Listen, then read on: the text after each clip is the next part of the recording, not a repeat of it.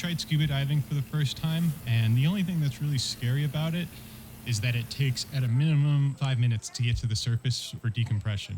So once you get to a certain depth, you can't swim up if something goes wrong. You basically just have to drown, and then you just hope that, you wake up 5 minutes later at the surface on the boat. So before this, I had just spent 4 days in Bangkok, and it was enough for me. It's a very loud, bustling, busy city with a lot of industry and a lot of commerce. A lot of people tried to scam me just because I stand out as a tourist. I was carrying a nice camera. I spoke English.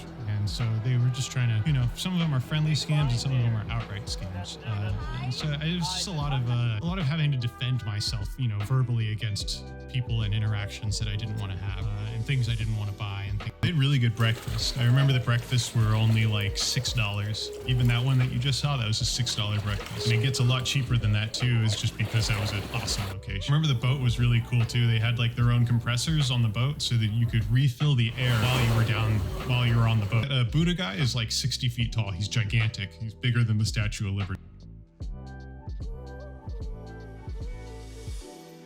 Once I got to this quiet little island, it was perfect. It was very, very refreshing. So I'm usually pretty courageous. I don't really have a lot of things that I'm afraid of, but I did almost drown one time as a child in the deep end of a swimming pool when I was like 5. I'll have to ask my mom. I don't remember it very well, but it's one of the only things I can remember from that period of my life. And I've always been afraid of like deep water and pools, and especially anything like mechanical underwater. So like the boat propellers. Scuba diving was the next logical step. So leading up to this, I stayed on this little island called Koh Phi Phi or Phi Phi Don. It was crazy busy during the day. It's not at all like it looks like on Instagram. It's packed like a theme park.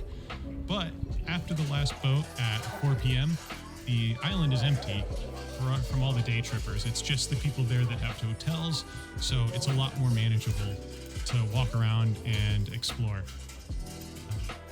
I really enjoyed waking up at dawn and heading to the boat. Street food is crazy. They got bugs. They're serving them. I tried them. They're pretty good. Not the ugly, not the nastier stuff, but like those worms I tried. One of the reasons why I really got into scuba diving here was because of the cost. I looked up what the cost of doing it in Los Angeles would be, and it was about a third.